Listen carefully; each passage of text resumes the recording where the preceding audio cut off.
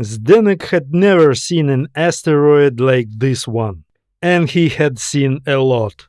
30 years as a free miner, more than a dozen star systems, satellites, planets, asteroid belts, the Oort clouds. But this was something new. Sarika too was staring at the screen, leaning forward. Zdenek noticed teeny drops of sweat on her olive skin, on her forehead, cheekbones, and upper lip. He knew it wasn't about the heat. The adrenaline rush in her bloodstream always makes Sarika sweat. Zdenek looked at the screen again. The asteroid was about 50 kilometers across and looked like an irregularly shaped hemisphere, flattened on the convex side. "Shall we get closer?" Sarika asked.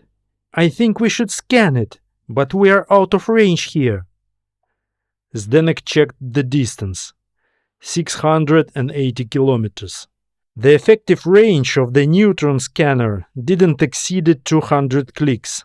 Radar, of course, reached much farther, but radar couldn't look inside the strange asteroid.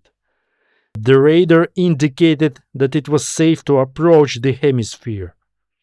The space was empty, as if it had been vacuum cleaned.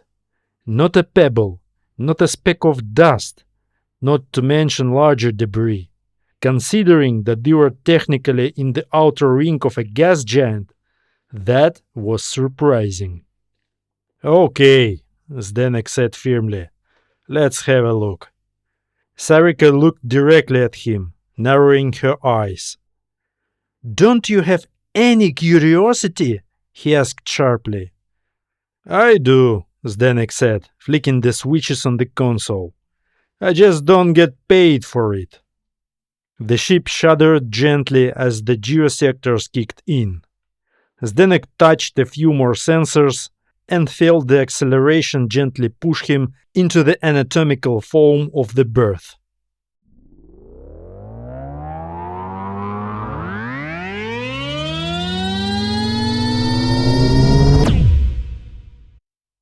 Unbelievable! Sarika was staring into the screens. They were almost at the needed position. After 5 minutes of braking, Zdenek again put the ship adrift, leaving inertia to slowly eat up the remaining distance. The hemisphere's surface, which seemed almost smooth from a distance, was littered with gigantic warts, each nearly 2 clicks in diameter. There were hundreds of them, a chaotic pileup covering almost the entire hemisphere, leaving free only a narrow space at the edges. The edges of the hemisphere were decorated with many long protrusions. Despite Zdenek's reluctance to jump to quick analogies, his mind stubbornly tried to associate them with tentacles, especially since most of them either dangled or were squeezed under the hemisphere. "Rika," Zdenek called softly to the girl. The girl shook her head sharply, keeping her gaze on the screen. "Rika," Zdenek repeated. "Warm up the scanner. We're getting closer." Sarika nodded, and her fingers traced over the keyboard of the terminal. The ship was already coming within the scanning beam range. "Synchronizing at 196, Zdenek said, activating the geosector braking mode again. 3, 2, 1, lock. He switched the engines to autopilot. "Copy that," Rika replied. "Scanner on warm-up. Beam in 240 seconds. "Look!" Zdenek flinched at her loud cry. "Did you see it? Did you? It moved!" Zdenek felt confused. He had thought a moment ago that one of the warts on the hemisphere had moved, but he put it down to a visual glitch. But they couldn't have seen the same glitch simultaneously, could they? "Another one! Over there, almost in the center!" And another! And another! There was no doubt. Now Zdenek saw it for himself. One by one, the wards began to move, to wiggle. Smaller protrusions appeared and disappeared as if something was trying to get out of them. Zdenek felt Sarika's small hand grip his elbow. Zdenek, they are being born!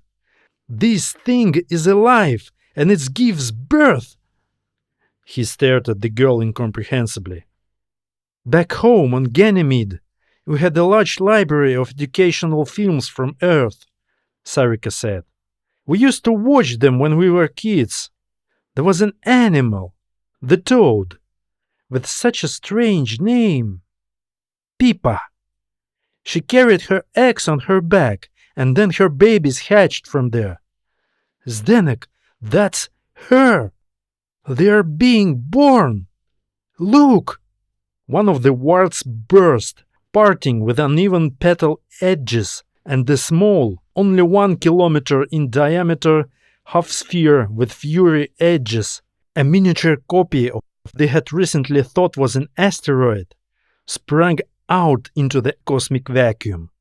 It was followed by another and another, and now the whole swarm of hemispheres gathered in a flock above the surface of their mother. Something beeped loudly in the stunned silence. "It's a scanner! The beam is on!" exclaimed Sarika. "Stop!" he shouted. "Shut it down!" But it was too late.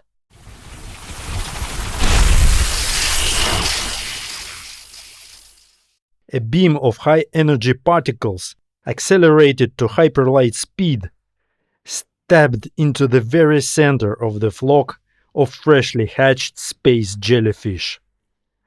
Jellyfish jumped in different directions, but not all of them.